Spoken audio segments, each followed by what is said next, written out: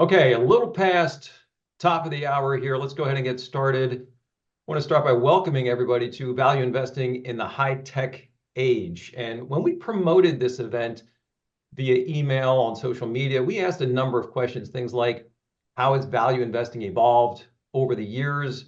How is technology, especially AI, affecting the investment landscape? How should investors think about technology companies? So we'll hit on all of those and a lot more. And just want to lay the groundwork a little bit before we dive in. When we talk about AI, especially AI, this is a very multifaceted topic. So there's elements of legality, morality. As your host and moderator, I will try my best to steer the conversation back to investing. I guess I should introduce myself. I'm Bob Schmidt, Executive Director of the Brandis Center here at UC San Diego's Rady School of Management. I want to thank a number of people for making this event possible. Our panelists, and I'll introduce each briefly in a moment, and everybody joining us today. Our sponsor for the event, Brandis Investment Partners, and a special shout out to Brandis Center Advisory Board member Jay Malik for all your work in making today's event come to fruition. And last but not least, I want to thank Charles and Renee Brandis. It's really their vision and generosity that makes the Brandis Center possible. So in terms of format, like I said, I'll introduce our panelists in a moment and then turn it over to them just to talk briefly, 5 to 7 minutes or so, give them a chance to hit the key points that they want to hit, and then we'll move into a Q&A session. And we've got tons of questions. Our board members shared some. Some of you all, when you registered for the event, there was a field where you could pose a question. We've got those. So we'll try to get to as many of those as possible. And if you hear something interesting on the call, if you've got a question or comment you want to share, you can use the chat and or the Q&A feature. I'm getting a little older, but hopefully my technology skills are good enough that I can monitor those and hit as many of your questions as possible. And the number of questions that we've gotten is telling me that we should host another one of these later this year or early next. We'll go for about 90 minutes today. And the last thing I want to share before we dive in, just to keep the lawyers happy, and this is really good advice, please, please, please think of today's conversation as educational. We've got smart cats and me on this call talking about technology stocks. You may hear something and you may say to yourself, ooh, that's a great idea. I want to invest in that. We're going to talk about industries. I'm 99% certain we're going to talk about individual companies, but please, before you do anything, before you invest, talk with a consultant, talk with a financial advisor. This is designed to be educational. So I think I got all the stuff out of the way. I do want to introduce our panelists, and then we'll dive in a bit more. We'll start with Brent Fredberg. He's a director in the investments group, senior analyst, and leader of the technology research team at Brandis Investment Partners. Brent's also a member of the Global Large Cap Investment Committee and the Investment Oversight Committee. He's also a limited partner of the firm's parent company. He's been with Brandis for nearly 27 years, earned his MBA with distinction from Northwestern University's Kellogg Graduate School of Management, and his BS in finance with distinction from the University of Iowa. Also want to introduce Robert Hagstrom. He's the author of 7 investing books, including the New York Times bestseller, The Warren Buffett Way. I'll hold that up here. It says on here, this is 30th anniversary edition, which I think was a couple years ago. So just a terrific book. Another one that I absolutely love, and I think I gave this away, Investing the Last Liberal Art. So Robert, thanks for all your works. They're terrific. Currently, he is Chief Investment Officer and Senior Portfolio Manager at EquityCompass Investment Management and Senior Portfolio Manager of the Global Leaders Portfolio. Among his prior roles, he was Institutional Portfolio Manager of the Growth Equity Strategy at Legg Mason, where he earned honorable mention as Morningstar's Domestic Stock Fund Manager of the Year in 2007. He earned his bachelor's and master's degrees from Villanova University. He's a CFA charter holder and has more than 40 years of investment experience. And Adam Seessel, founder of Gravity Capital Management in Manhattan. I talked with Adam yesterday. Where are you right now? I'm in the Pacific Northwest, Bob, so I had to get up early like you did for this call. Okay, you're doing some research up there. Yes, Yes. Maybe you could touch on that once we get going here. But prior to Gravity, Adam was an analyst with Sanford Bernstein, Barron Capital, and a managing director with Davis Selected Advisors. Started his career, and we talked about this too yesterday, as an investigative reporter, has continued to write and publish contributing articles to Barron's, Fortune, and the New York Times. He's also the author of Where the Money Is. Let me hold this one up. This is Value Investing in the Digital Age. So perfect book, perfect author for today's call. And if you go on the back of this, you got Bill Ackman, billionaire and founder of Pershing Square Capital Management, called Adam's book one of the best books I've read on investing in years. Adam earned his BA from Dartmouth College and has more than 30 years of investment experience. So again, format-wise, we'll give each of our panelists a few minutes to talk about key topics that they really want to hit on, and then we'll swing into Q&A. So Brent, if we could, let's start with you, my friend. Yeah, well, good morning, everyone. As Bob said, I've been at Brandis for a little over 27 years, which means I started in the height of the tech bubble at Brandis as a technology analyst. I've been covering technology all that time since then. It was a little surprising at first coming here to cover technology. Obviously, at that time, I didn't know for sure if they would pay me to twiddle my thumbs, but we have been investing in technology since then, and most of that time we have been overweight relative to the value benchmarks, and probably half that time we've been overweight relative to the broad benchmarks. One of the things Bob asked me to talk about kind of quickly, Bob, I don't know if you want me to get into the kind of how we define value right now and just kind of hit on that quickly. So maybe just to start off this call, I think we all on this call feel similarly, but others can differ. But I think it's a common misconception that many view value investing as just buying low multiples. Certainly that is not the way we approach it. We spend a lot of time trying to differentiate between something that is optically cheap and something that is truly undervalued.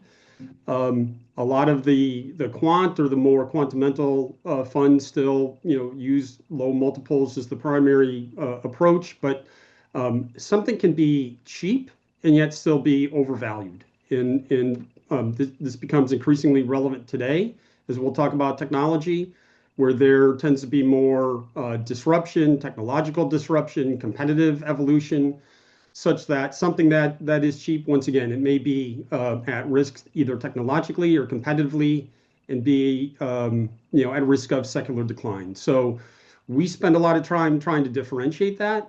We do consider growth and value, growth and quality and moats for that matter as a component of value. And then the way we go about doing things, sometimes people confuse Ben Graham in terms of how he approached value. He's very flexible in seeing different opportunities in different places. We talk about different characteristics of companies that comprise value. So probably the majority of our portfolio is comprised of what would be described as fair companies at really wonderful prices. But we have a number of companies that would be described as compounders that are out of favor or underappreciated for whatever reason. A lot of what we do is trying to take advantage of short-termism in the market, or excessive behavioral kind of swings in the market. So there's a number of compounders that we have that we feel are just selling for something less than what they're worth. But we also will have a number of, at different times, what may be considered bargain issues. And these are companies that are extremely cheap, and they may have to go through a repositioning or a restructuring, kind of similar to Citigroup a couple of years back. Certainly, we love compounders as much as the next investor, but you can put together a wonderfully compounding stream of income and cash flow from putting together a series of these so-called bargain issues as well too. You just have to treat them differently. These are not the kind that you buy and hold forever. It's more active. But the point is, we'll migrate to where the value is, and at different points in time, we'll have more allocation to some of these areas than others. Again, we're just trying to look for companies that are selling for less than what they're worth. And Bob, maybe the final thing, and then I'll pass it over. You asked me to just kind of quickly talk about kind of how we've changed. Not really. I mean, Brandis has been around. Charles Brandis started this firm over 50 years ago. We've been really practicing at a high level the same approach, and that again, that is buying something, a business for less than what it's worth. We have certainly evolved in a number of ways, but it's more on the margin. That may be, how we screen more kind of holistic ways in which we screen for stocks or different ways we approach intangibles. So, for example, we may capitalize and amortize R&D or other growth investments. So the actual application has evolved a little bit. We may risk size positions, but for the most part, the concept and the theory is the same. We're trying to buy, a dollar for 50 cents, and we're trying to take advantage of some of the career risk, the short-termism, the fear and greed, a lot of the behavioral finance stuff that has become more kind of quantified recently. But that's the high level approach that we've practiced for a long time. All right. Brent, that's perfect. And in addition to the 29 questions I've got already, I just wrote down a couple more I want to dig into, kind of optically cheap versus undervalued, the notion of disruption. But before we get to that, let's go to Adam for some opening comments. Well, hi, Bob, and thanks for having me. I always enjoy talking about this topic, and I hope it's beneficial for you and your listeners. So yeah, I'm Adam Seessel. I founded Gravity Capital Management 20 some years ago. Had a great run the first 10 years as a traditional value investor, buying sort of old school companies that were undervalued in ways that Brent described, sort of classic value investing. And then I had a terrible stretch from 2014 to through much of 2016 where my results were terrible in these old school companies. And I was watching companies like Meta and Google take off. So I had this sort of come to Jesus moment where either I was wrong or the market was wrong. And, I sort of did a deep dive and did a bunch of soul searching and realized that the market was right and I was wrong. So I've since pivoted to what, I would call new value investing or value 3.0. And, I wrote about all that in my those experiences and some ways that my thinking has changed in the book that you referenced. So since then, I'm back to outperforming, although in a very, very different way, investing in much higher quality companies, paying much higher, as Brent said, optically higher prices.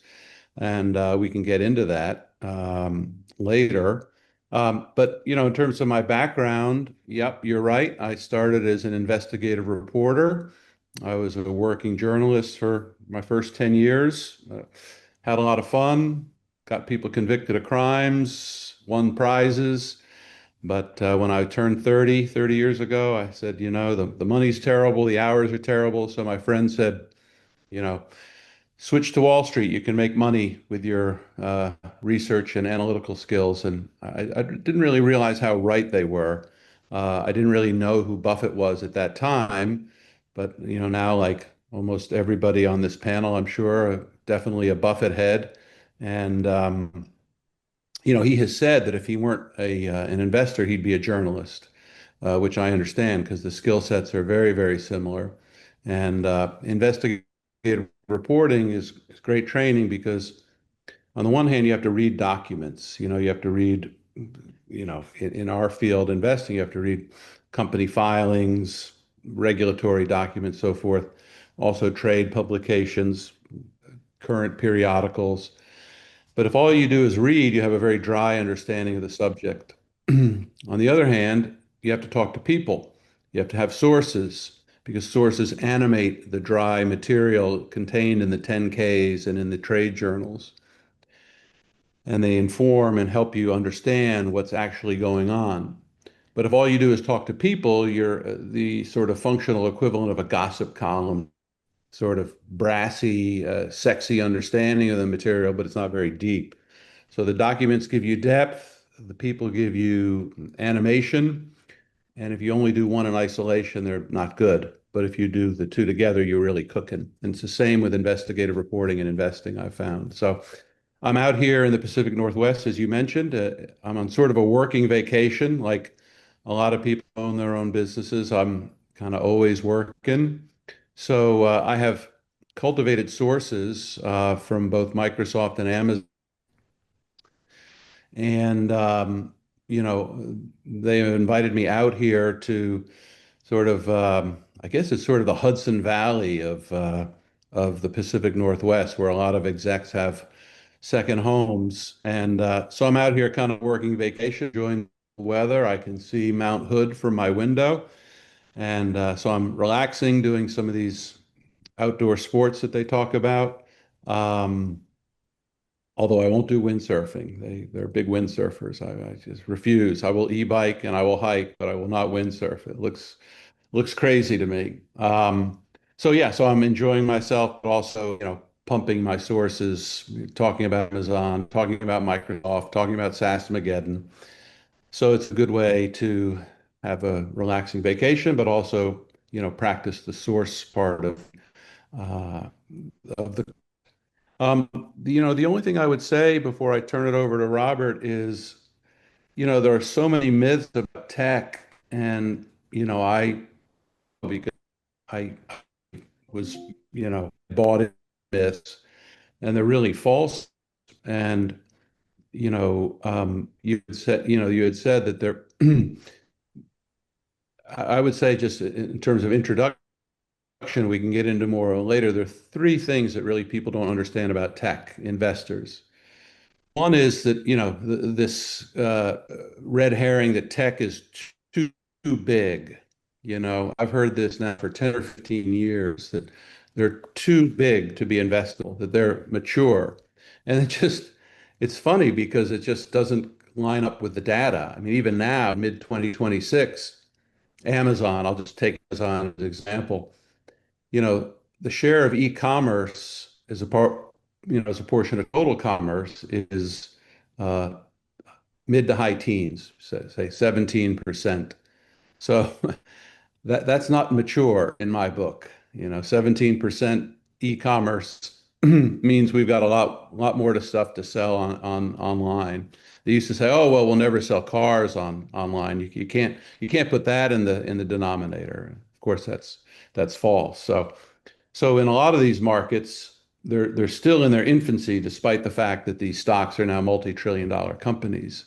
But the sheer underlying markets are so big that these companies have a lot of room to grow. Second is they're too expensive. So I say in the book, Mike, I think Amazon's PE since it IPO'd is, I can't remember. I think it was 80 times optical PE. And yet, it's vastly outperformed the market. So again, one of two things is wrong. Either, the multiple is wrong or the market's wrong, and we're ready for another dot-com bust. So we can get into this later, but, Amazon, for example, just as a headline number, uh, did $35 billion of operating profit last year in their non-AWS division, and yet they have 70 billion of ad revenue. So if you have 70 billion of ad revenue at essentially 100% margin, but you're losing 35 billion, it implies, or you're making 35 billion, it implies you're losing 35 billion in all your other businesses, which of course is absurd. So what's happening is Amazon is reinvesting through the P&L because tech companies can't capitalize a lot of these expenses for future investment. So they're essentially making long-term capital investments through the income statement, and their income statement looks much worse than it actually is. And the final point before I turn it over to Robert is, the third canard is that, these are monopolies, and so from a regulatory point of view, they're vulnerable. And look, it's hard to argue that Alphabet and Facebook and Amazon do not dominate their respective market niches. But the part that people miss, including these new trust busters, is that they're consumer-led monopolies. You didn't corner the market in steel or oil like Rockefeller. Didn't use subterfuge to get consumers to search on their platform or buy on their platform. They won consumer loyalty. So when you have consumer loyalty, like you had with Buffett's consumer product stocks, but you have enormous growth ahead, as the e-commerce numbers suggest, and cloud computing for that matter, you've got, some of the best, if not the best, economic engines ever created in the world, and that's why I own a lot of them. So that's it for me. Okay. Adam, thanks so much. Robert? Well, great. And Bob, thanks for the invitation. This is going to be a lot of fun, I know. I guess I'm the old bird here. Started in 1984 as a stockbroker at Legg Mason Wood Walker. That was the beginning of the bull market back in 1982, and they were looking for warm bodies, and I went through the training program at Legg Mason.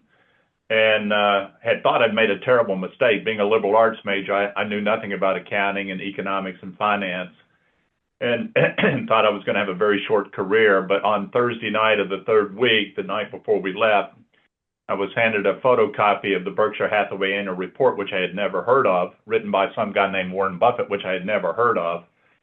And it was one of those, Bob, one of those kind of proverbial light bulb goes on, where we were spending so much time on balance sheets and income statements and value lines and things like that. Warren was talking to me about Nebraska Furniture Mart and Rose Blumpkin and See's Candies with Chuck Huggins and the Buffalo Evening News. And so all of a sudden, these balance sheets and income statements grew flesh and bones and blood, and they were businesses. And as soon as I got that into my thinking, I was off to the races. And so you want to pick the right heroes in your life when you're moving up the ladder, and Buffett certainly was mine.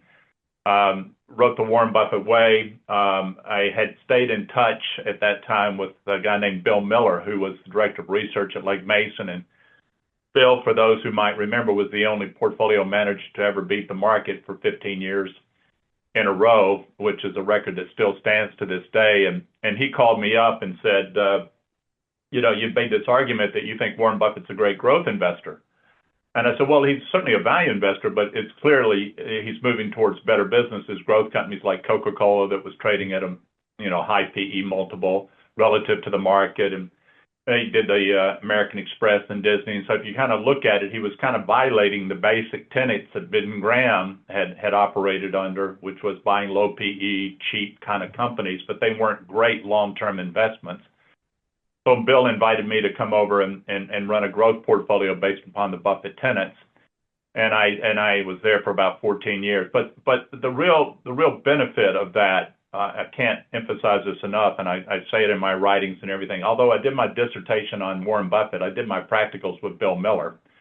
And Bill was the very first value investor to actually unlock, if you will, the mystery of how to think about technology as a value investment. And he was first in Dell Computer in the 1990s. He bought America Online. We did the IPO at Amazon. And it just truly was a tremendous experience to watch him go through these businesses and kind of pull them apart and begin to figure out. We also were very advantaged in that we were members of the Santa Fe Institute out of New Mexico, which was the first research institute to study complex adaptive systems. And they had a whole working group on network economics, guys like Brian Arthur, that were teaching us that these were the new franchises. These were the new moats, if you will.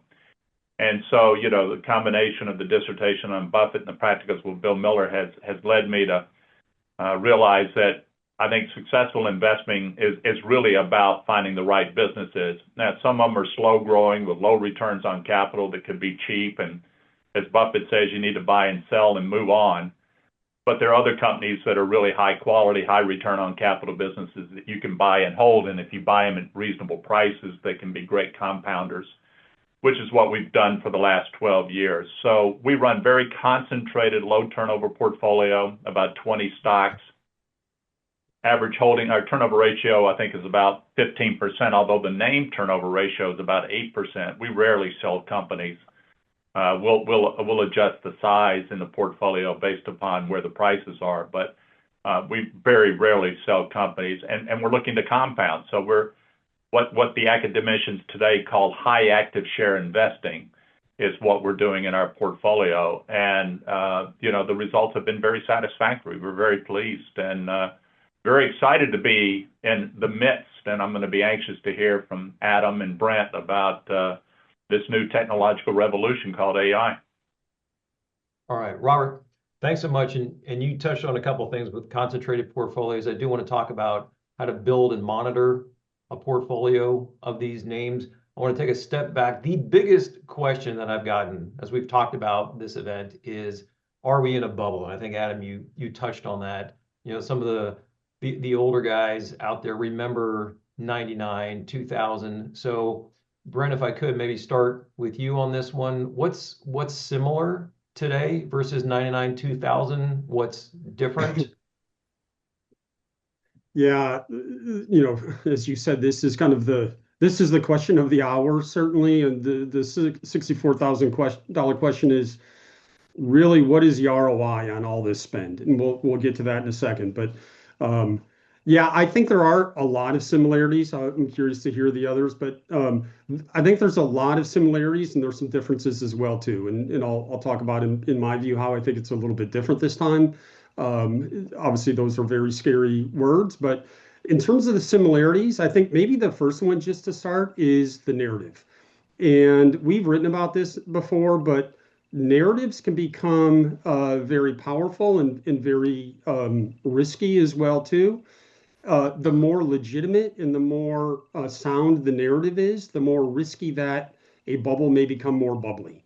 We have not been saying that we are in a bubble, but just that is the concern. And certainly in the late 90s, we had the narrative that the internet was going to change the world, and it has.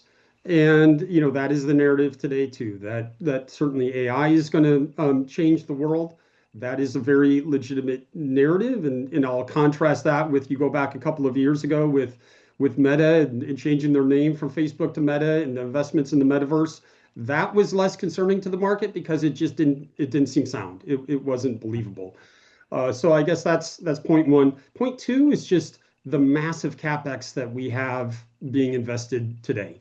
If you include Oracle in the kind of the hyperscalers, it's over $750 billion being invested today, expected to be over $1 trillion next year. And just to put that in context, that's 3% of GDP. It's about double the fiber and internet build out of the late 90s. And it's only been superseded by the railroad build out of the late kind of 1800s. And if you look back and talk about capital cycles, if you look back over history is not favorable to companies that are big capital spending kind of machines. And this is one of the fameux French components as well too. So that is certainly concerning. The other thing maybe I'll just say is when we talk about the capital spending, the hyperscalers all consider this, they've all talked about this as being existential. And that they've said it is more concerning to them to be underspending than to be overspending. And that may make sense from their position. And certainly if you're a CEO of one of those companies, that may be the thing to do, but that doesn't necessarily mean it's the best thing for us as investors. And then maybe just a couple other things I'll touch on quickly is valuations are getting stretched. We have valuations on a variety of measures are more expensive than they've been since the tech bubble. And then also we're starting to get a lot of this kind of, some of the more exotic stuff, some circular financing, special purpose vehicles, similar to what we had in the late 90s. We have a new IPOs are coming out. We've got the three of the four largest IPOs in the history are coming out. And just to put the context of some of these IPOs, be it OpenAI and Anthropic and SpaceX, they're all going to be about the same size, if not larger, than the world's largest retailer, which is Walmart. So these are massive IPOs coming out. I'll just say though, in 96, Yahoo came public and Amazon came public in 97. So these IPOs don't necessarily suggest something is going to end soon. But the other thing, you just see a number of, there was a DRAM ETF that just came out. And so we're getting some of that kind of behavior. That being said, we so I guess on the other side of the equation, why things may be a little bit different this time. Firstly, we talked about valuations. Valuations are less extreme than they were back then. So it frustrates me when I hear people talk about the late 90s as very junky kind of no earnings companies, like they use the pets.com. That certainly was an aspect of it, but the majority of the companies, the Cisco's, there was a term, the four horsemen. Cisco and Microsoft and Dell and Intel, and Qualcomm was sometimes thrown in that group. Very legitimate companies, but they were trading at Cisco and Qualcomm were 120 times forward earnings, and Microsoft was 60 times. So the valuations are not as extreme for one thing. And then the other thing, there's another aspect where the funding is stronger now. So you have these hyperscalers that are generating great amounts of operating cash flow to fund this. It wasn't terrible back then, though. So AT&T was a funder, and obviously they had great free cash flow at the time too to be able to fund that. But the other thing when we talk about some of what's going on right now, the hyperscalers are actually, and I think Adam, or maybe it was Robert, but referenced this. These companies are actually accelerating their cloud business. So, yeah, I think it was Adam was talking about. So Amazon just accelerated its AWS business 28%. We're starting to see some of the returns come through. So 28% year over year. That's the fastest in 15 quarters. Meta grew 33%, accelerated. Microsoft grew 39%, and then Google grew 63% this quarter. So we're starting to see a little bit of that. We've done a variety of work looking top down and bottom up at is all this spending potentially justified? And I think the odds are not necessarily in favor of that, but it is not infeasible. So, and we've talked about how some of the accounting mismatch may exist, but that's kind of and I'll just tell you, we've been trimming. We've owned a number of the infrastructure builders, be it either memory companies or foundries or a variety of these kind of infrastructure builders. We've been trimming those as the multiples and the prices and everything has gone up vertical in many cases and allocating to some of the areas that have been more out of favor. But I'll leave it there. There's numerous examples. Just anecdotally, you hear about Jamie Dimon talking about spending $2 billion and already generating $2 billion of revenues. UPS came out recently. They talked about, they're saving $300 to $400 million on optimizing logistics. There's issues with tokens right now, whether or not, token costs were subsidized before, and as token costs have gone up, it is causing corporations to be hesitant. Like the Uber COO has been kind of well referenced for saying they already ran through the full year token budget already. But I'm not sure that's totally representative. And the other thing I'd say is token costs are coming down dramatically. Token costs have fallen over 90% over the last couple of years. They're expected to fall another 90%. Like Vera Rubin, which is the new NVIDIA platform, is coming out in the second half of this year. That's going to reduce. It has 10 times benefit in terms of reducing costs and token costs. And so it is still evolving. I think probabilities are such that, as I mentioned, we have been trimming some of these infrastructure builders, but it would be easier to be totally out of them if we thought that the wild spending was not justifiable at all. But it doesn't seem that way. And obviously, I'll end with this, but it's not clear if we're in 1996 or 1997, or in 2000. But that's kind of how we see it.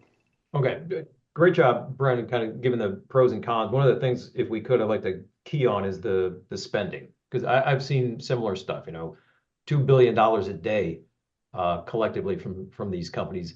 Robert, any thoughts on capital spending? And as the Buffett expert, and I got to be careful what I say about Buffett, but I think he would often argue that capital allocation is one of the greatest decisions that executives are going to make for their business. What do you see on the CapEx spending side?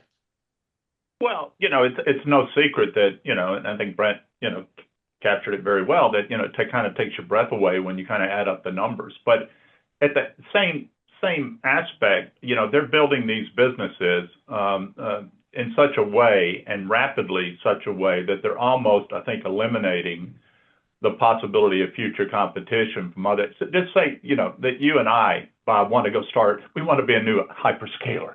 I mean, Oracle, was the last one to get into the game here. So let's just say that we want to jump in the game and we want to be a hyperscaler. To know what the ante is and the amount of money that it would take to bring you size where you would consider to be, a safe investment or a safe bet to turn your AI business over to a new hyperscaler, I don't think we could do it. If someone said, "Here's $100 billion, go to work," I just don't think we could disrupt the Amazons, the Googles, the Microsofts, the Metas, and the Oracles, and maybe you could throw, Grok in there as well with X and stuff like that. So I think they basically have spent the money in such a way to guarantee almost, maybe guarantee not being a good word to use in investing, but to put themselves in a position where they're going to be highly competitive, and it's almost the moat. The moat now is the cost to play the game. And so they're there. They've got it. Now the question is, and this is, I think, the most important question is how much longer do we have to spend this money before we get the ROI, as Adam was saying. So that's what everybody's biting at the bit, is to figure out the ROI. And when they referenced Jamie Dimon, and Jamie Dimon, had said, I spent $1 billion or $2 billion on AI, and I got $1 billion to $2 billion in savings, and we're going to double that next year. Well, you're starting to see use cases go up, where you've got companies. I think it was a year ago, and somebody will check my math on it, but a year ago in the earnings call, I think 14% of the companies had referenced AI use cases that they were undertaking. In the fourth quarter of 2025, I think, that number was more like, in the 24 to 28% level. And in this last first quarter here that we've just gotten through, almost 40% of the companies are now telling you about use cases where they're using AI. So that was what we've been waiting for. If you think about the first couple of years, we're like, okay, what is this all for? What's going to happen? Now you're actually seeing companies begin to talk about use cases. And I love Brent's observation that compute cost is going down. Tokenization is going down. That's huge. That's a huge benefactor. So I do recognize the numbers are significant, but I think we're getting nearer and nearer the inflection point, the tipping point, where you're going to start to begin to see the returns on capital for not only just tech companies, but other companies that are using AI. And when that tipping point comes, then I think it's going to be kind of off to the races again, if you think about it, because that's the productivity, that's the higher returns, that's all that this is promised to be. We may be getting closer to that in the next year or two. At least that's the hope. Okay, that's terrific, and kind of stacking questions in my brain. We'll see how many of these I remember, but I do want to talk about how AI, maybe AI in particular, is affecting companies in other industries and how it may be changing what you're looking at. So it's not just the tech companies in which you can invest. It's, again, how is technology reshaping, unlocking profitability for other companies? Adam, anything you want to share on this whole CapEx R&D discussion? Yeah, I'll try to keep it short, Bob, but I do have some thoughts. I mean, as a former journalist who, still practices occasionally, I'm very familiar with the narratives that Brent rightly calls out. My observation is they're often wrong and, equally as often absurd. Alphabet is my largest position, and a year or so ago, Alphabet was left for dead, and Gemini was horrible, and OpenAI was eating its lunch, and this and that. And now, Gemini is wonderful, and it's a code red at OpenAI, and they've got these chips, and so I would sum up the AI debate in three words: blah, blah, blah. I mean, there is so much verbiage and bloviation tossed about that it really is almost, it's definitely not worth reading much about and not worth talking about. You know, investing is a reductionist art, Bob, and I would make three sort of reductionist points, which are simple, but I think they're accurate, which one is that AI is going to be huge. I mean, I don't believe like Sundar Pichai that it's bigger than fire. I don't believe that. Um, but it's going to be pretty freaking big. So, and as Brent rightly says, as the cost of compute comes down, it's going to be like telecom. The consumption is going to go up. And there are so many use cases, as Robert says. So AI is going to be huge, and compute is the way to play it. And this is the second point, which the other two panelists have touched on a little bit, but I'll quantify. The big three, AWS, Azure, and Google Cloud, control about two-thirds of the compute. And they're the only ones who can fund it out of cash flow, as some of the panelists have mentioned. So just in terms of old school business analysis, when three companies control two-thirds of the market and they're the only ones who can self-fund, that's a pretty setup in terms of discipline, in terms of moats. And let's remind panelists in terms of this debate, in capital allocation, like these three companies, Google, Microsoft, and Amazon, have gotten where they are because of excellent capital allocation records. They've had to navigate dramatic tech shifts over the last generation. So to quote Jeff Bezos, what did these people do? Suddenly take stupid pills? Like their capital allocation to suddenly become, stupid? No, they see the numbers, they understand, they know they control two-thirds of the market collectively, and they're proceeding in what I would say is a relatively disciplined fashion. So the final point I'll make is, of course, there's going to be a bubble. Of course, that's the nature of markets. So to waste time thinking about when and who it's nonsense. The facts are that cloud compute is going to be huge. The big three control two-thirds of the market, and the only ones who can fund it out of free cash flow, as Robert was mentioning with Oracle. And bubbles can and do happen, and one will happen, and we'll get through it, and the future will be bright. Okay, Adam, thanks very much.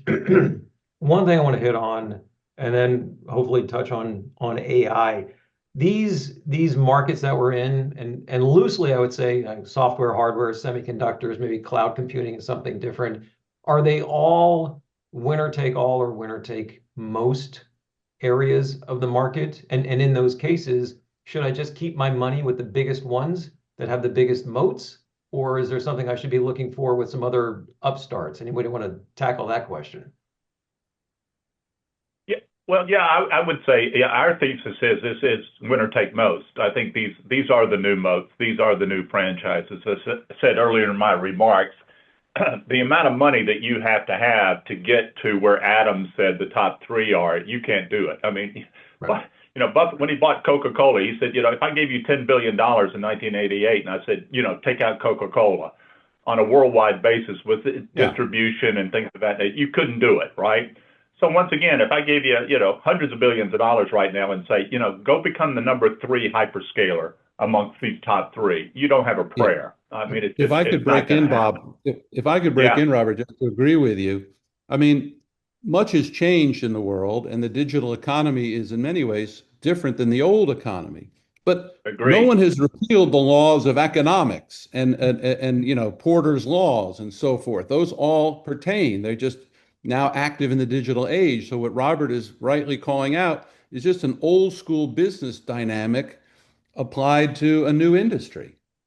So sorry for interrupting. I just wanted to hammer that. No, he's right. And then, the other thing that we're seeing in our research is that we're seeing, and this came out of the Santa Fe Institute, when you get into the digital economy, what we're seeing is increasing returns on economics. It's very unusual. In the old brick and mortar world, it was a diminishing returns business. You got to a level in the old economy in brick and mortar where another dollar invested would not get you a higher return on capital. And so you had reached the max, you had saturated the market. In digital economies, it's not working that way. The bigger that you get, the more powerful you get. The more powerful you get, the higher your returns are. What I think is amazing, and I apologize, it was either Brent, I think it might have been Brent and his thing, is just talking about the growth in returns, and Adam is talking about this with Amazon. The bigger they get, the returns on capital are actually starting to go up. We're seeing this in the incremental returns on capital as well. And that's very unusual. To have these types of returns for companies that are $1 trillion and more is unfathomable. This has never happened. Usually these are small cap companies or venture capital investments that are getting these types of returns on capital. But when you have $1 trillion businesses that are generating these types of returns on capital and they continue to go up, the bigger that they get, is something really quite extraordinary. Yeah, agreed. And the only thing I'd add is on the margin, I do think it is changing some though. And so if you go back and Bob, you talked about winner take all or winner take most, and maybe this plays off Robert's comments a little bit. The last decade was really defined by that, in that it was defined by these big companies having network effects, having just unbelievable scale advantages, a variety of these intangible assets that we talk about. They really lent themselves to the last decade. They will still be highly relevant going forward. On the margin, one of the areas to give deep thought to, though, is are these huge behemoths, just as Robert was talking about, that have incremental marginal returns on invested capital that are growing, are they starting to increasingly bump into each other? There is, obviously, they've gone from capital light and huge free cash flow machines to capital intensive. They had their own silos to some degree before. They are increasingly bumping into each other. Regulation has not been present. We will see if, as they become greater and greater presence, if regulation does raise its head. We can talk about kind of data center and all of that later. But that is the concern. And then this is not like, I guess, when you think about massive amounts of capex being spent. We think about what is the marginal cost versus the fixed cost, and if you get in environments typically more commoditized businesses where you spend a lot, marginal price does not tend to equal the average cost. It tends to migrate down to the marginal cost. What all these companies are doing right now, though, are trying to become less commoditized and add AI and add various tailored solutions to make them less kind of less switchable and less commoditized. But that is, I guess, part of the question is we have this discrepancy between the massive amounts of money that's spent right now and the revenues that will flow later, and matching up those. Depreciation is starting to flow through, but it'll flow through in a much bigger way. But yet revenues are in the future too. So when we talk about return on invested capital, it's hard to really get a great view currently. And so that's a lot of what we try to do, and the others here maybe as well too, trying to match those better and not be too penal nor too generative. But the decade of the past, I think that's one of the key questions. Will we have a similar kind of capital light?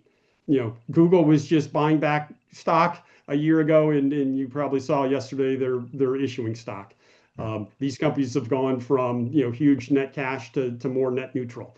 I do think a lot of the hyperbole about like, oh, it's the debt being issued is concerning. It's not really. It's like in the scope of things, it's still very small. You see some on CNBC, they'll throw up CDS measures, which is a measure of kind of debt risk, and it's gone up, but it's still, in the scheme of things, it's very small. The concern would be if it continues to grow, and as Robert said again, like how long this capex spend goes. But anyway, those are some of the things that we think about. Okay, thank you, Brent. Want to pivot to AI and talk about that's impact, particularly on other businesses outside of tech. We got a question from Aaron when he registered, how far will the AI phenomenon become intertwined with non-tech business practices. Can we touch on that? And then I want to get to some of the questions that are tumbling in the Q&A and the chat. So AI in non-tech businesses, what are you guys looking for there? Anybody want to jump on that one? I'll start because I have very few thoughts, which is, I mean, it's kind of obvious. People are going to use it. It's going to help productivity. It's going to be in old school companies that have had a lot of labor for, repetitive tasks. So financial services comes to mind. But here again, I don't waste too much time on those kind of second derivatives questions. It's kind of obvious. It's going to help everybody. I'd much rather be the people who are providing the cloud compute, for example. Okay, so if you had a choice, Adam, you'd stick with the AI providers versus AI integrators, if we want to call them I that. have a couple companies that are AI beneficiaries, but as you're getting the sense, I like these stories. I don't like it is. That's the world of journalism. The world of investing is about moats, business analysis, tough to compete against, like Robert was saying. Everything else is story. Okay. Okay. Robert, any thoughts? Well, the net benefit of AI accrues to, at the first label, whoever has the most data. I mean, if you think about what AI does, AI basically crunches data faster, quicker, better, more efficiently, more product. It gives you greater insights than a human programmer can do over the same timeline. And so naturally, banks, when you think about who has data, insurance companies, banks, things like that, go down into healthcare and how many times you'd have to run, your testing of new drug compounds and stuff like that. So, that's the low-hanging fruit in my mind. What I thought was interesting, we go out to the Berkshire meeting every year, and of course, this was Greg Abel's first year. And lo and behold, you wouldn't think Berkshire would start to trumpet the benefits of AI, but he basically got finished telling us that Vijay, who had worked with Todd Combs at Geico, had run AI through the Geico platform and came up with tremendous amounts of cost savings, where their ratios now are in much better shape than they were, and they've hired another guy named Harry Gobbin, who's going to go basically through the entire Berkshire conglomerate, from railroads all the way through retail, to see what AI can do to increase any of their returns, margins, whatever the case may be. So, I was very pleased to hear that, obviously. And so to have a company like a Berkshire Hathaway, which you wouldn't consider to be, tech-centric by any stretch of the imagination, is turned to AI, has already seen the benefits of AI through its insurance business. And even, Ajit Jan saying, it can't do everything that we need AI to do for us to embrace it in totality, but we're seeing a lot of benefit. So I think we have to keep in mind the industry is still nascent. We're only 4 years into this. I feel like we're still in elementary school. But my guess is from here, you're going to continue to see use cases and proofs that will say to you, beyond tech, beyond finance, beyond healthcare, there's starting to be benefit to people that use AI. We see it coming. Yeah. And the big agree. The one thing, sorry, Bob, the one thing I'd say is I agree with both of them in that I think this is just going to increasingly be a cost of doing business. The real investing takeaway would be if there is a comparative advantage that is given to some companies relative to others. As Robert said, if some companies have better data than other companies that they compete against, that certainly is going to be advantageous to them. But for the most part, I think this is going to be a cost of doing business. It's like the Buffett adage that, if everyone is at a parade and someone stands up on their tiptoes to get a better view, everyone ends up standing on their tiptoes and no one has a better view of the parade. Everyone just has sore calves. I consider this to be somewhat similar. There will likely, though, be some companies, there's certainly going to be a first mover advantage to some. That will likely be, though, eroded over time. But there will be some companies that I think it tends to be the bigger companies. We talked about, financial and healthcare. Interesting enough, those are, I agree. I think those are two of the most data heavy businesses. Ironically, those are the two industries that are unprofitable, that are down year to date. We've found more opportunity there as they've been underperformers recently. but maybe some of the in banks, for example, some of the bigger banks that have the ability to be on their front foot with investing in AI, it may kind of support this thesis of Goliath wins, bigger banks taking share from small regional banks. But for the most part, I think this will get infused throughout, and there's third-party IT consultant firms that help everyone get up to speed on AI. Okay. Well, hey, What Brent had, Bob, let me just real quick. What Brent has said, if I've read you right, Brent, and correct me if I'm wrong, AI is existential. It's existential to every country on the planet. It's existential to every major Fortune 5000 company. It is, you cannot operate and believe that you will endure, strengthen, and profit if AI is not part of your arsenal. It's got to be. And every country understands that. Every major corporation understands that. It's just a matter of time for us to get more evidence of what the use cases are actually producing. But there's nobody that can't be doing this right now at the government level, the enterprise level, and soon at the consumer level. Yeah. Hey, pivoting just a bit, I want to tackle a couple of these questions. Got one from Rick here. How do you think about the sell-off in software and rotation toward hardware? We're seeing long-term compounders like Constellation Software selling at their lowest multiples in a long time. Is the baby being thrown out with the bathwater? Where do you see opportunities? I'll start just because I have a quick answer. Yeah, go ahead, Adam. Go ahead, Adam. No, go ahead. Okay. Mine's quite quick. You know, my suspicion is that SaaSmageddon is another one of these narratives, and it's therefore overblown. Like such an enormous reach among enterprise. It's Office product suite that I think that's going to be very hard to dislodge. On the other hand, that's what Buffett said about IBM when he invested in them 10 or 15 years ago. And IBM just turned out to be a legacy provider that was disintermediated over time. So I think you have to be very careful with tech because moats can erode very quickly. And so I'm generally putting it in the two hard companies. I think could work out, could not work out. I don't know.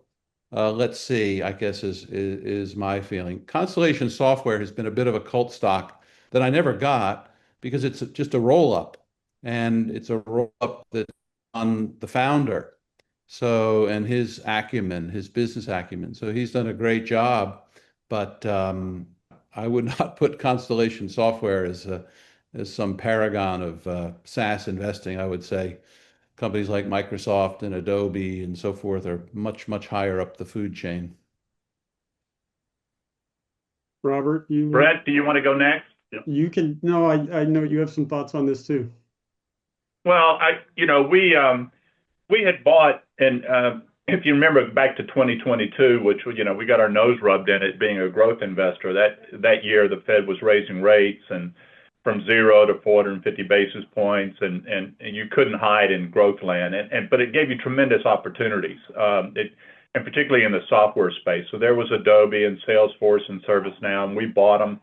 And we had bought NVIDIA that year too. We could never afford it, but during that sell-off in the market, we could get it. So we bought the software stocks, the SaaS stocks. And then about a year or so ago, no, I take it back, 2024, we began to see evidence, Sora and others beginning to do things in AI that Adobe does. And all of a sudden, it dawned on me in my mind that AI was going to take some share of software. I just did not know how much it was going to be. And it was a threat. It was kind of like, how do you think about the competitive advantage period for these stocks? So we sold all of our SaaS stocks in 2024 and luckily pivoted to, electrification and generation and things of that nature. But what the market has struggled with in software, in my opinion, is it simply doesn't know what the terminal value is of these companies in light of AI. We just don't know how much AI is going to take of the business. This past weekend, I looked at Claude 4.7, put up a PowerPoint presentation in minutes that would have taken hours for somebody else to do. So I think the market is wrestling with AI is going to take something out of the SaaS pool. We just don't know how much. I liked Adam saying, you put it in the too hard pile. And in many ways, the reason why I haven't come back to the SaaS stocks is it's just too hard to figure out. I just don't know how much of that pie AI is going to end up taking. Now, there's a reversion to the mean trade going on, and we saw it yesterday when the software stocks were up 8, 9, and 10% yesterday. It was the best return of the ETF software we had seen in a long time. And then I'm looking at the screen today, and they're all down again, 5, 6, 7, and 8%. So there's some bottom fishing going on in software and SaaS stocks, but in my mind, I'm not comfortable and I don't have a comfortable feeling trying to understand what the competitive advantage period is of these companies and how much is going to be at risk. That's the way I think about it. Yeah, I'll just say, look, I think for the most part we agree with Bob and Robert and Adam, but we are, as I alluded to before, we're trimming some of the infrastructure builders. So some of the picks and shovels, be it memory companies or foundries or cooling companies. We're trimming some of those that have, many of these are up multifold over the past year, and allocating some selectively to some of the software and IT services companies. And I say selectively because just as both of these guys have talked about, there's a number of software companies that are going to have a significant piece of what they do be disrupted. We're trying to focus on the companies that have more characteristics like truly mission critical kind of work. Systems of record is a term that people talk about a lot. Truly embedded within a company, and the concept being is a corporation really going to want to risk pulling out their ERP system or their financial software to save a little money? To do something which is cheaper, has been kind of AI created, et cetera. Instead, there's a lot of software companies that do low-level data analytics or business intelligence. Those are the kind of companies that we think are really at risk. But traditional software, it doesn't hallucinate. It's accurate. It's trustworthy. And if it charges a reasonable price, you don't want to risk some of this kind of core disrupting your business to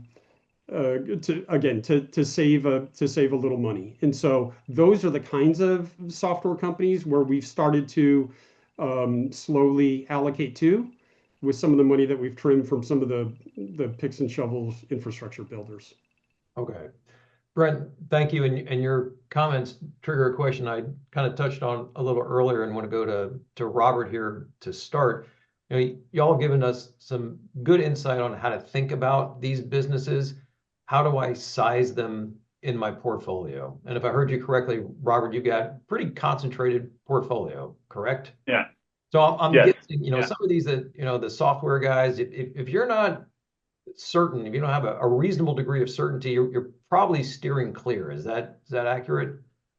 Yeah, Adam said it best. It was the Charlie Munger quote. You have the easy pile, that's the yes pile, and you can figure these things out. You have the no pile. The no pile is like, I will never invest in a company that doesn't earn cash, doesn't earn above the cost of capital. I can move on. I pass.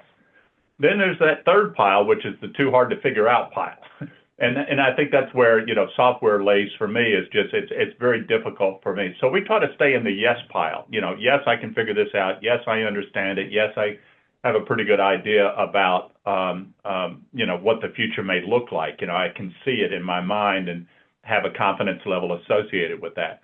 What we then do is we basically are trying to make big bets on high probability outcomes. So it's a combination of, do we have the right economics? Are the economics sustainable? And then what's the price? To the degree that we've got a pretty good discount, more likely those stocks are going to be bigger bets. I wouldn't say overbet, but we're going to make significant bets on things with great economics that have the biggest discounts. And therefore, then we begin to adjust from there. Now, we want diversification. We are diversified.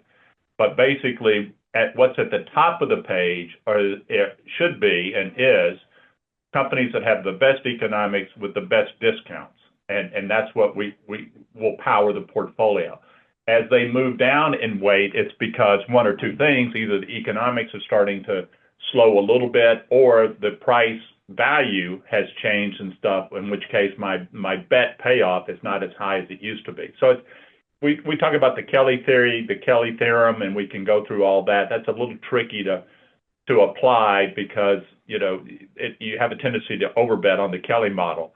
But you're basically just weighting your probabilities in such a way that your best probabilities are at the top of the page, and the rest of them fall sequentially after that. Okay, terrific. And either Adam or Brent, anything more you want to share on that? And then my follow-on question is there one measure that you look at most for these companies? I heard earlier we talked about return on invested capital. And if I was listening properly, I also heard, hey, just looking at PE ratios, that doesn't cut it in today's environment. So in terms of sizing positions, and is there one metric that you're really keying on? So I'm like Robert. I have a concentrated portfolio, 15 to 20 stocks in a typical account. I think anything more than 20 and you're just asking for market performance, you've got to do the research, you got to have conviction. And in terms of the single biggest litmus test, it has nothing to do, Bob, with numbers. I make a distinction with my clients about financial analysis versus business analysis. Too many people on Wall Street are financial analysts. They look at the numbers and they forget that the numbers are derived from businesses, which are derived from human beings. So human beings and the business quality drive the numbers, not the other way around. So it's perverse to focus on the numbers as the leading indicator. You have to focus on a business's strength and the quality of its management. And the best way to do that is to see, well, who's taken a run at this business? Who's tried to compete against it? And that's the moat that Buffett talks about, which is such a useful concept, because if they've repeatedly tried to take a run at the business, failed, that's a pretty good idea that the moat is intact. So I use Alphabet and its search. Microsoft certainly has the resources, has not been able to crack Google search. Amazon's not well known, but 25 years ago, Bezos hired the guy who wrote the book on search algorithms to try to crack the Google code. And the guy quit after 18 months in frustration and went to Google. So after which Bezos said, treat Google like a mountain. You can climb it, but you can't move it. So those are the kind of businesses you look for. Those are the ones you want at the top of your portfolio. But what I just said has nothing to do with numbers. It has to do with business dynamics. Yeah, business dynamics and management prowess, let's say. Yes. And within that, if you can. And the only other thing, Bob, that I just add is what is specific to technology. Taking a step back, mean reversion is a powerful component of value. It's been very empirical. You can look at all the studies and there is mean reversion. I would say though, I think mean reversion is less pronounced in technology. Looking at simple kind of multiples can be misleading because of that disruptive technology we talked about before. But there's things like return on invested capital, what kind of the valuations are. All these are very important. But at the end of the day, what is the durability? In kind of, again, durability in tech is just so important because how long are some of the earnings going to be? There is a cyclical aspect that we spend a lot of time trying to get a true kind of through the cycle view of what a real economic earnings power is over a cycle. But then between secular and competitive forces that exist, but also just, this is a big issue right now with some of these infrastructure builders that we've talked about. You can look at the memory names that are trading at single digit PEs, and obviously why are they at single digit PEs? Because it gets to the market's kind of view on how durable that earnings is, and that's certainly a debated issue, and there's a view of why it's different this time versus not. But really, how durable you can have great returns on capital, a great growth, all that, but how long that will last is, especially in technology, is a key issue. Yeah, and what I hear often, I would think of technology that these are easy to disrupt businesses. The internet has made starting a business. AI is now making starting a business easier, far easier. But to Adam's point, a lot of these tech companies have wide moats. It can be really tough to disrupt some of these companies that once were disruptors. So it depends on the kinds of companies. Yeah, I mean, software companies tended to be more difficult to disrupt, but in hardware companies traditionally were more. One of the questions I always ask myself is, what if someone comes up with a better mousetrap? And so, looking at technology companies, if someone comes in and there is just throughout the world, especially in Asia, but all throughout the world, there are a lot of super smart people trying to do this. Yeah. And microeconomics 101 is high returns on capital will draw competition. And so if someone comes up with a better mousetrap, does that disrupt your business? And for Robert owns NVIDIA, but part of what CUDA does is mean if someone comes up with a better mousetrap, that may not necessarily disrupt NVIDIA's business. And we look for that as well too. We own TSMC, and there's a variety of kind of moat-like factors they have that may minimize that. But I think that's key. Yeah. Both Brent and Adam are saying the same thing. When Warren Buffett was asked, what are the mistakes that you've made over your career? Can you identify me? He goes, the single biggest mistake that I have made and have made more often in my career is misjudging the favorable long-term aspects of a company. That which I thought was going to generate high returns for a long period of time did not. And Brent and Adam are both saying the same thing, like looking over your shoulder. Who's going to take my business? How long does this last? What is the competitive advantage period? How long does it last? And those things AI can't solve for you. If you said to AI, what is the competitive advantage period in NVIDIA? Today, it will tell you what its competitive advantage period is today, but it can't tell you what it will be 5 years from now. That's a judgment call.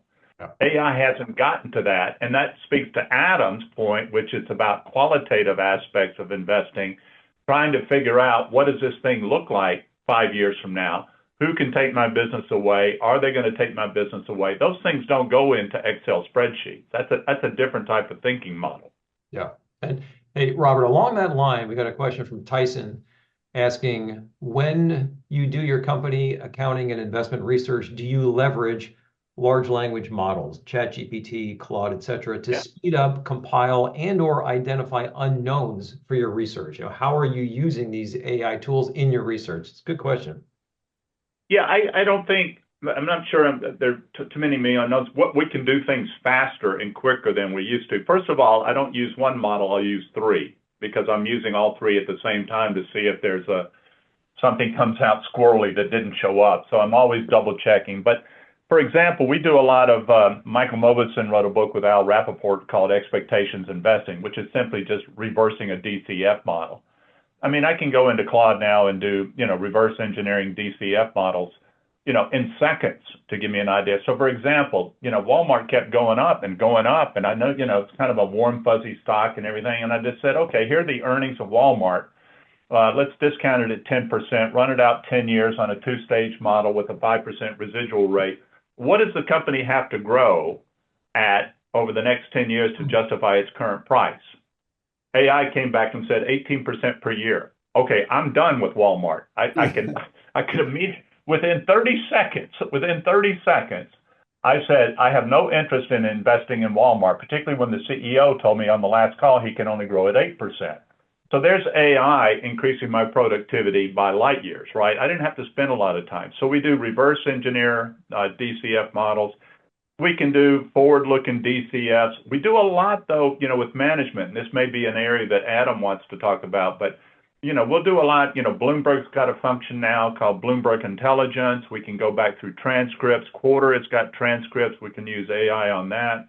So there's a lot of the qualitative side of things that we can do with AI that can give us insights that we didn't have. We couldn't do quickly. We'd have had to spend hours and days and weeks reading things, which we can do now in an hour or two.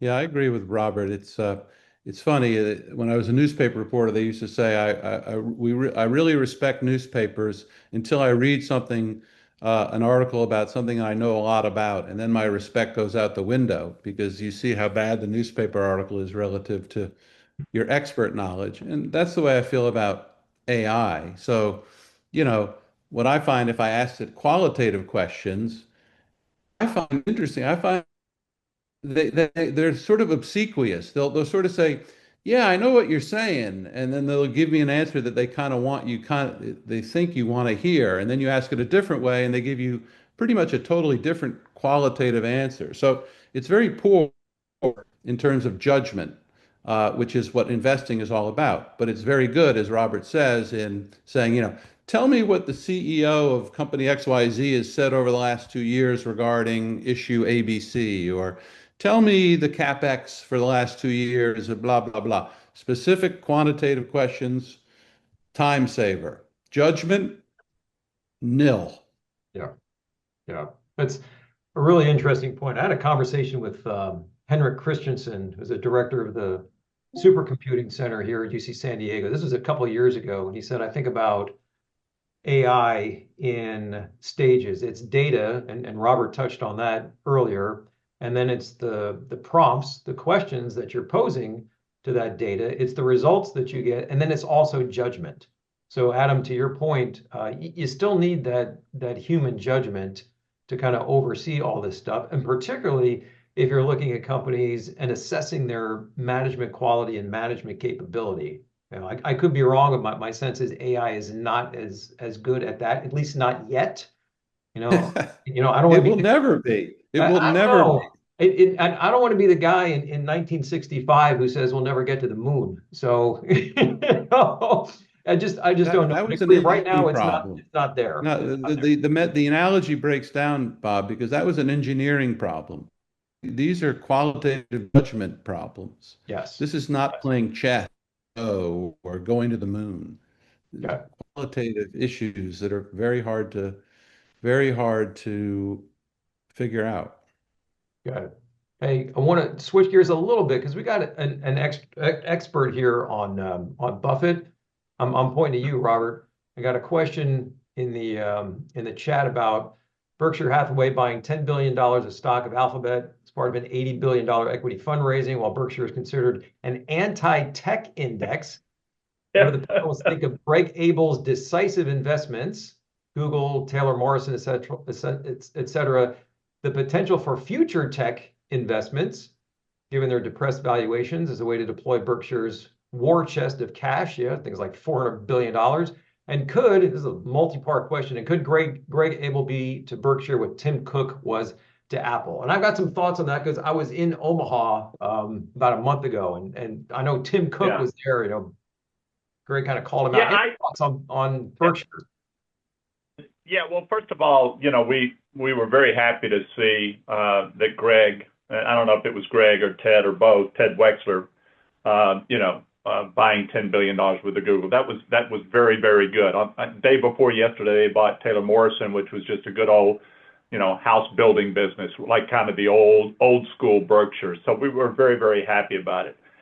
I have a kind of a different take on Greg. I'll spin it slightly different. When I came away from the Berkshire meeting this year, I did an interview with CNBC, and I said, I think he's the right guy at the right moment with the right opportunity. And they said, well, what do you mean? I said, well, just think about this guy. He has a full career at Mid-America Energy where he has operated businesses, he's bought businesses, and it's all about electrification at Mid-America, right? Everything. What is the very biggest hurdle that we've got to solve in AI, in my judgment, is electrification. How do we do it? And everybody's talking about it. We got to find power. We got to find power. Well, here's Greg Abel. He's had 20, 30 years experience in the electrification business. He's at the juxtaposition of an AI revolution. He's got $480 billion in cash. I mean, what a great opportunity. So, if he wants to buy Google, that's great. I have no problem with that. We were very glad that he bought Apple. That paid, leaps and bounds. But we'd be very, very pleased to see Greg in his sweet spot, in his circle of competence, to be able to allocate some money through electrification, which is going to be a huge beneficiary of the AI revolution. And we've already seen that and our portfolio of stocks that are associated with electrification. So both ways. If he wants to buy Google, wants to buy Amazon, I have no problem with that. But certainly if he wants to make investments in electrification, well, those are home runs too. Yeah. What did you learn? What did you learn a month ago? The biggest thing, and you touched on this a little earlier with Geico, and Progressive has done such a great job, with their technology. And the thing that I heard Greg say was that they were going to build it for Geico. They weren't going to go buy something off the shelf. He wanted to build it and try and narrow that gap, at least in terms of new customer generation. I think Progressive was bringing in, growing at 13%, and Geico's at 3 or something like that. So there's a commitment there to using technology that maybe Buffett wouldn't have done. To me, Buffett was more of the hands-off guy with the businesses. Love the people. You run the thing, but you've got Greg, who's, I think very much going to get involved and hopefully bring more efficiency to the suite of companies in the Berkshire portfolio. So we'll see how that plays. Yeah, I agree 100%. All right. What else you got, Bob? Yeah, I was just going to say, we got about 10 minutes left here. I want to make sure, I always say, anything that I didn't ask or anything we didn't touch on that you guys. I'm interested in questions from the audience. Okay, let's dive. We got a couple here. I'm slipping on my my monitoring. For Mr. Seessel, regarding the M in your BMP framework, why isn't the moonshot Elon Musk pay package at Tesla the most shareholder-aligned comp plan ever? Too risky, too dilutive. I doubt other CEOs would sign up for that comp plan. Any thoughts on that? Well, that's easy. So the BMP means I focus on 3 things: the quality of the business, the quality of the management, and then last, the price. So the M is the management. And in my book, I diss Elon Musk for his comp plan. What was it, 10 years ago? That's being litigated in the courts still. I think he said, if the stock price goes up a tremendous amount, I get 10% more of the company. That was essentially the gambit. So why isn't that a great deal? And the answer is no, because he already owned 16% of the company. And he went to the board and said, gee, I think I need 10% more to really get out of bed. And so if he hit those targets, he got 10% more of the company. If he didn't hit the targets, he still had 16% of the company. So it was a classic, heads I win, tails I don't lose. So it was not shareholder friendly. It was not shareholder aligned. It was completely, sort of riskless from his point of view. And I just think it was, gross, not to use too gross a word. It was gross of him to say, and this continues to this day with him, I need more, I need more, I need more. Oh, I'm spending more time on SpaceX. Maybe I need more at Tesla. It's just, it's not Warren Buffett CEO behavior, I would say. So, I give him an X on the M category. All right. Brent, you're smiling. You want to share anything, or are you going to pull a Charlie Munger and say, I have nothing to add? I have nothing. Yeah. No, if I could be that witty, but I'd quote him and, show me the incentives and I will show you the action. I do think we pay a lot of attention to how managements are compensated. And I think someone mentioned Constellation Brands before, or Constellation Software rather. And obviously, if companies are doing acquisitions or roll-ups or you name it, there's some financial companies that are allocating capital continuously. Making sure the incentives are aligned with shareholders is a very important thing we spend a lot of time looking at as well. Yeah, obviously that's key. And I don't know enough about the SpaceX IPO. I saw something in the Financial Times the other day, and they were lamenting the governance package and Musk, et cetera. But that ties into a question we got from Michael in the Q&A here. What about SpaceX renting AI capacity to Anthropic? Are they not a legit new competitor to AWS, Google? Elon's manufacturing prowess worry you? Any thoughts on Well, that? as I understand it, Elon built Colossus for SpaceX's own internal AI use. So Elon and Zuckerberg have built really their AI compute capacity for their own internal use. And as I understand it, the reason he rented it out to Anthropic is Anthropic, is going like gangbusters and needs the capacity, and SpaceX has not found the uses for their capacity. So it's sort of like, I got an idle factory, I might as well lease it. So no, it does not worry me, not at this point. Okay, terrific. Hey, 5 minutes to go here.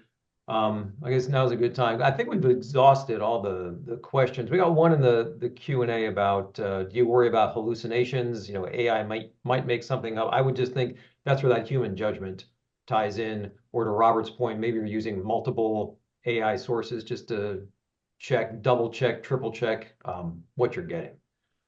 But I think we hit them all. And again, anything we didn't hit, there's a lot. I mean, there's more questions that I've got. So maybe invite y'all back later this year. I'm good. I have no closing statements. Okay, that's your big chance. You want to take a shot at somebody? Yeah.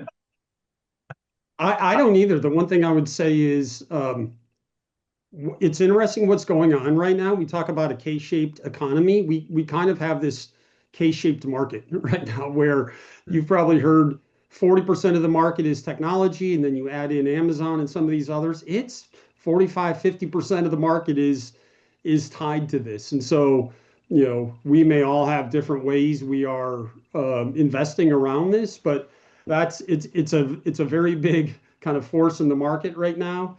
And the other thing, we didn't really talk about this per se, but there's, discussion is there a bubble or not? If you look at the multiples, for the most part, the valuations, it doesn't look extremely concerning. The market overall looks, maybe, full, but it doesn't look extremely concerning. The question to me is not whether or not there's a bubble in the market per se, market prices. The concern to me is if there's a bubble in earnings.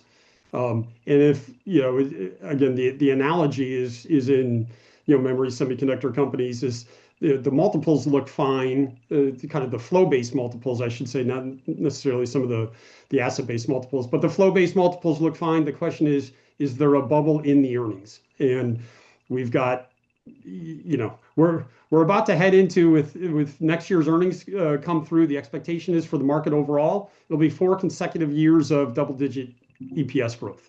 We haven't had that since 23 to 27, right before the financial crisis, and that was coming out of a big downturn. So the microeconomics is still alive and well, and that'll, I think, be one of the interesting things to see how that plays out. How long can some of this kind of more extreme kind of earnings and returns sustain?